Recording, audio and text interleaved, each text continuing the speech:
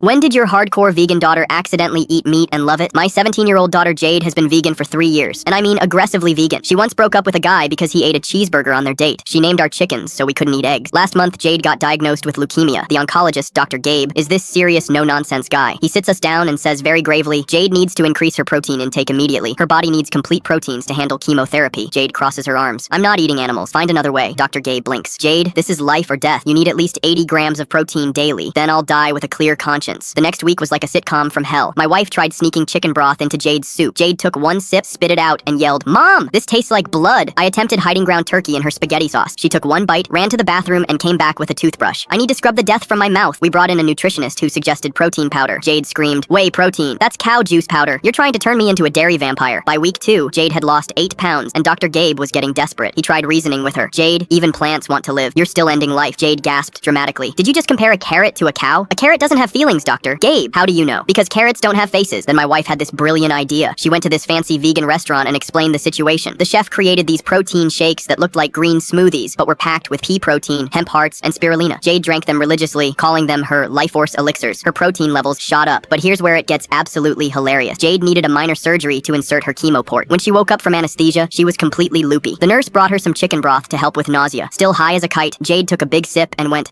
This is the best vegetable broth ever. What kind of vegetables taste this good?" My wife and I are dying, trying not to laugh. The nurse whispers, "Should I tell her?" I shake my head frantically. Jade finishes the entire cup and asks for more. "This magical vegetable juice is healing my soul. I can feel the plants giving me their energy." She drank 3 more cups before the anesthesia wore off. When she finally came to her senses, she looked at the empty cups and asked, "What was that amazing broth?" The nurse, trying to keep a straight face, said, "It was, special healing broth." I knew it. I could taste the life force. Vegetables are so generous. We never told her the truth about her magical vegetable juice, but the real comedy came during her second chemo session. Jade was so nauseous she couldn't keep anything down. The hospital served her this sad piece of grilled chicken. Jade stared at it for 10 minutes. Then she looked at me and whispered, "Dad, I think the chicken is judging me." "Honey, it's dead. It can't judge you." "But what if its spirit is watching? What if there's a chicken afterlife and I'm about to commit a hate crime?" Finally, she picks up the fork, closes her eyes, and takes a tiny bite. Then she opens her eyes wide and goes, "Oh my god. What? It tastes like that magical healing broth from surgery. Why didn't anyone tell me this could taste this good?" She devoured the entire piece in about 30 seconds, then immediately started crying. "I'm a hypocrite. I'm a carnivore. I'm everything I hate. The chickens will never forgive me." The nurse walked in during this breakdown, and Jade grabbed her arm. "I ate a chicken. I'm a monster. Do you think it had a family?" The nurse, bless her heart, just patted Jade's hand and said, "Honey, that chicken lived its best life so you could live yours." Jade sobbed harder. "That's the most beautiful thing anyone's ever said to me." 3 months later, Jade's in remission. She's still mostly vegan, but now she eats what she calls medical meat twice a week. She's convinced the animals are sacrificing themselves for her health. Last week she was eating a turkey sandwich and suddenly stopped mid-bite. "Thank you, turkey. Your death was not in vain." Now she refers to me and my wife as her protein dealers and asks us to handle the dirty work while she maintains plausible deniability. She still doesn't know about the magical vegetable juice incident.